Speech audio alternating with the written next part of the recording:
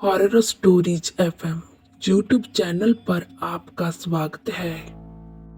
इस चैनल पर आपको सुनने को मिलती हैं डरावनी और सच्ची भूतिया कहानियाँ। तो अगर आपको ऐसी ही स्टोरीज सुनना पसंद है तो हमारे इस चैनल को सब्सक्राइब करना ना भूलें। तो अब आगे बढ़ते हैं आज की कहानी की ओर। उस समय मैं 14 साल की थी और मैं अपनी फैमिली के साथ किसी दूसरी जगह पर शिफ्ट हो रही थी। पापा की काम की वजह से हमें वहां पर 2 महीने रहना था। हम सभी उस घर को देखकर बहुत खुश थे क्योंकि वो घर बहुत ही खूबसूरत और बड़ा था। हमारे पूरे 2 दिन घर में सामान सेट करने को लग गए। हमने घर को पूरा सेट करके रहने लायक बना लिया। मेरे रूम में एक बेड, एक बड़ा आईना, कंप्यूटर और एक कपड़ों की अलमीरा थी। मैं लाइट बंद करके अपने बेड पर सोने के लिए चली गई। तकरीबन रात के 12 बजे मुझे कोई आवाज सुनाई दी और उस आवाज को सुनकर मेरी नींद टूट गई और मैं अपने कमरे में इधर उधर देख रही थी कि तभी अचानक से मेरी नजर मेरी अलमीरा पर गई जो कि थोड़ी सी खुली हुई थी। और जब मैंने उस थोड़ी सी खुली हुई अलमीरा में से अलमीरा के अंदर झांकने की कोशिश की तो मैंने देखा कि बड़ी बड़ी लाल लाल आंखें मुझे घूर कर देख रही हैं। ये देखकर मैं बहुत डर गई थी और मैं डर के मारे चीखते हुए अपने मम्मी पापा के पास चली गई जो कि बाहर ड्राइंग रूम में बैठे हुए थे।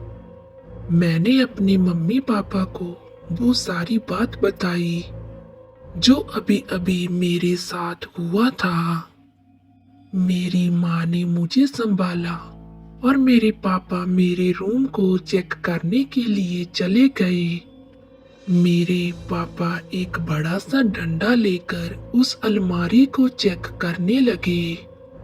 जब मेरे पापा ने अलमारी को खोला तो उस अलमारी में मेरे कपड़ों के अलावा और कुछ नहीं था। मेरी माँ मुझे मेरे कमरे में फिर से सुलाकर और मुझे गुड नाइट बोलकर मेरे कमरे की लाइट बंद कर कर चली गई। मेरी माँ ने मेरे रूम का दरवाजा थोड़ा सा खुला छोड़ दिया जिससे कि बाहर की रोशनी मेरे रूम के अंदर आ सके और मुझे डर भी लगे ना। और अब मैं डर के मारे चाहकर भी अपनी आंखें बंद नहीं कर पा रही थी और मैं अपने मन में सोच रही थी कि मैंने जो देखा शायद वो मेरा वहम था क्योंकि मेरे पापा ने जब उस अलमारी को चेक किया था और उसमें तो कोई नहीं था। मुझे डर के मारे बिल्कुल भी नींद नहीं आ रही थी और इसीलिए मैं अपने बेड से उठी और अपने मोबाइल को अपनी अलमारी की तरफ वीडियो रिकॉर्डर पर लगाकर वापस अपने बेड पर चली गई।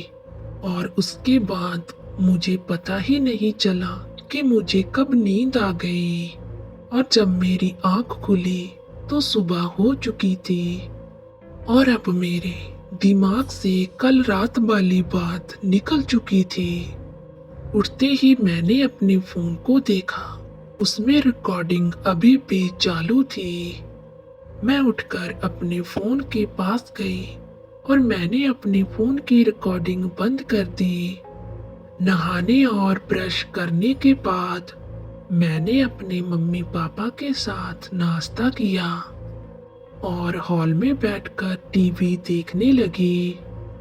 मेरे मम्मी पापा टीवी पर एक प्रोग्राम देख रहे थे और मेरी माँ अपने मोबाइल पर मैसेज पढ़ रही थी और मैं वहाँ पर बैठे बैठे बोर हो गई थी और इसीलिए मैंने अपना फ़ोन निकाला और कल रात वाली वीडियो रिकॉर्डिंग देखने लगी। वो तकरीबन 4 घंटों की रिकॉर्डिंग थी। अभी रिकॉर्डिंग कुछ ही आगे बढ़ी थी कि मुझे खटखट की आवाज़ सुनाई दी। मैंने वीडियो को पॉज किया और फिर उसे स्लो मोशन में चलाने लगी और कुछ ही देर के बाद वो अलमारी खुद ब खुद हिलने लगी और धीरे धीरे वो अलमारी खुलने लगी और उस अलमारी से एक हाथ बाहर आया और उस हाथ ने उस अलमारी को अच्छी तरह से खोल दिया और फिर उसमें से कोई बाहर आया। जब वो थोड़ा आगे बढ़ा तो मैंने देखा कि उसने काले कपड़े पहन रखे हैं और उसका चेहरा भी पूरा ढका हुआ था। वो चलकर मेरे बेड तक आई और उसने अपने चेहरे से नकाब हटाया। वो लड़की बहुत खूबसूरत थी। उसकी स्माइल बहुत प्यारी थी और फिर अचानक से वो हंसने लगी तो मैंने देखा कि उसके दांत बहुत ही तीखे और नुकीले थे और वो देखने में किसी तेज धार हथियार की तरह दिख रहे थे।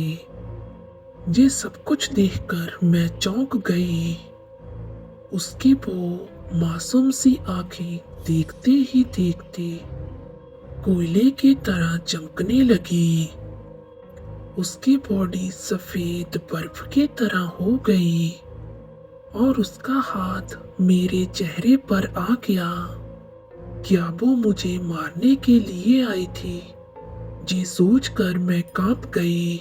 लेकिन मैं तो सुबह बिल्कुल सही सलामत उठी थी और तभी मैंने मोबाइल में आगे देखा कि मुझे दरवाजे पर किसी के कदमों की आहट सुनाई दी।